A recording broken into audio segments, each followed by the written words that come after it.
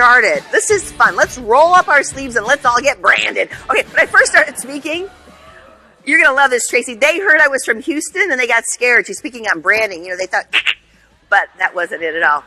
Yeah, they thought I was going to hurt them. Well, here's a suggestion. So we're starting to see a huge shift in work ethic, right? Gen X comes along and they want to get rid of the things that aren't necessary. I got things to do. Let me get home. Time is their currency.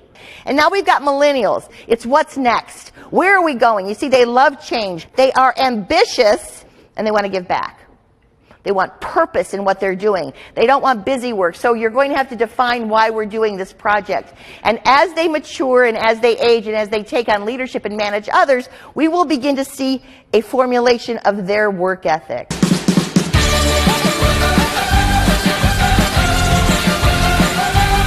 She had like 16 personalities, right? You can't sybil it. You got to just have one. You got to be one.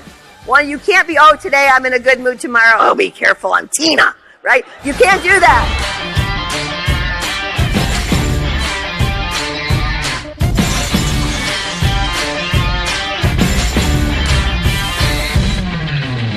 And so our expectations, the way we were raised, the way we look at the world, the way we receive communications will be different. And so we have to gear up and begin to understand that we are living right now in the most awesome time ever.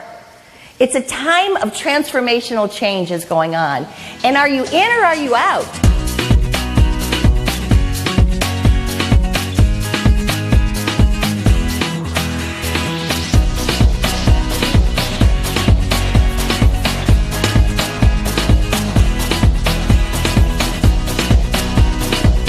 I want to open the right side of your brain.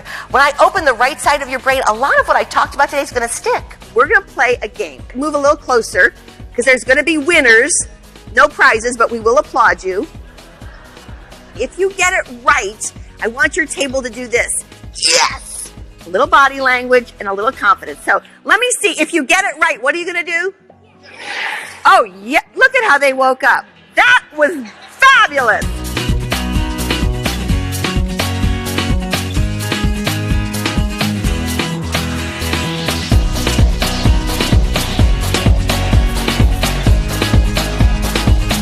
Guys, thank you. I love you. How old are you? I'm 43. Oh my God! Some people are out there, they're mad. They're mad at all these kids coming in. And those kids are mad at you. They are not thinking the way you're thinking right now.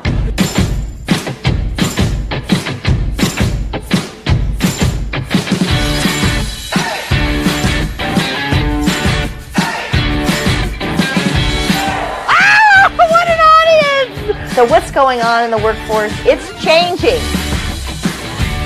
And now we can't live without our phones. When people tell me, I hate change.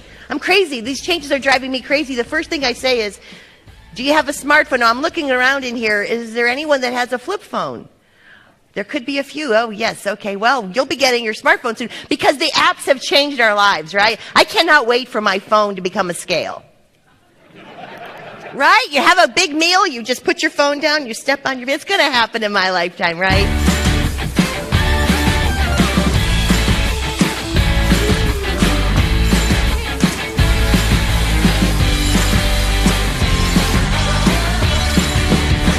I work with a lot of tech companies right now, and change is scaring them. It's driving them crazy.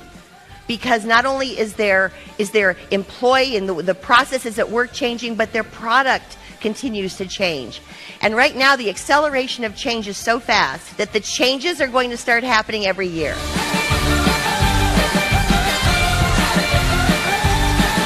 Well, here's a suggestion. Gen X, you need a rebranding. Every employee has a different way of being motivated. Today, I'm going to bust some myths about change. But the killer was when we ran out of dish soap. I said, man, we're out of dish soap, Jack. And Jack said, oh, don't worry, Grandma, just Amazon Prime it. He's 3. Yeah, it's interesting to listen. So I'm learning from a 3-year-old. So Jack's 3. When will Jack be working for you? If you think millennials are a challenge, wait till you get Jack.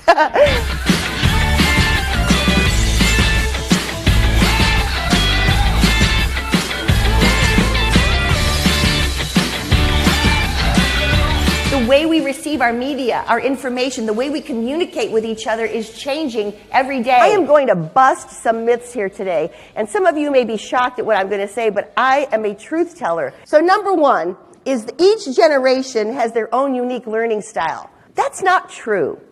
We have preferences. And I'm saying that because our preferences are the way we were taught when we were a kid. But they can change. They're just preferences. So people want the boomer. They feel, oh, they just want to have a sage on stage. They want somebody to talk for 90 minutes to 2 hours and everybody takes notes, right? That's what people feel the boomer wants. Gen X wants to be in and out. They want to use their tablets. They want to sit where they want. They want to get up and go. But they want content. But what we're finding is that all generations are here for the relationship. And why do I want to talk about Gen X today? Because Gen X, you're the bridge that has to really manage both the baby boomer and the Gen Y. They're making mixtapes. Listen to what they did. Mama's gone. They love their music so much. They were listening to the radio millennials, and they would push the tape recorder up against the radio, and they would press play and record at the same time. We don't know why. And they would steal, this was against the law, they broke the law. They would steal music off the radio and they would go into their mixtape. And they had themes and they gave their tapes away. They shared their music. I love this music, I'm going to give it to you. Now think about this. How do we get our music today? How do we share files today? How do we give information today? Thank you, Generation X. You see, Sony was watching you. They were nervous. But they were watching you, and then Apple got the big idea to sell them individually. If you begin to think of how we are receiving, how we are listening, how we are sharing our music, our films, our movies today, it's because of Generation X. Because the way we're going to really drive innovation today is to be inclusive. You know that saying, don't throw the baby out with the bathwater.